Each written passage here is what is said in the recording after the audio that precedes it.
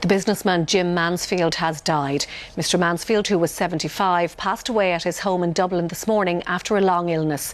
The property developer was best known as the founder of the City West Hotel, Conference and Golf Complex. A man who built an empire from scrap.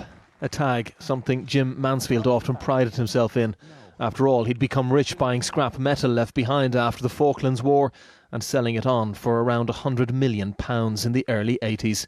It set the foundation for a vast property and business empire, including City West Hotel in Saggart and its conference centre.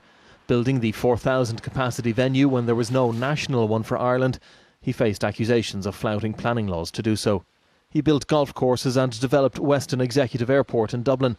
With a fortune once worth hundreds of millions, the downturn hit his empire hard. He had borrowed too much money from his banks, about €300 million, and then there wasn't as much cash coming in as there used to be through City West.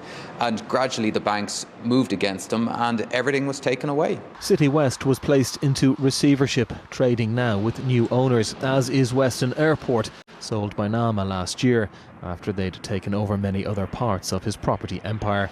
Sometimes controversial, he was remembered today for the impact he'd had on his local area. He did invest considerably in local businesses and enterprise, and many people would be very glad of that.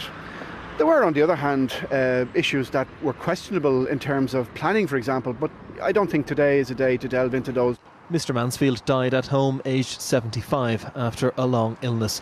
He's survived by his wife Anne and 3 adult children. Ray Kennedy, RTE News.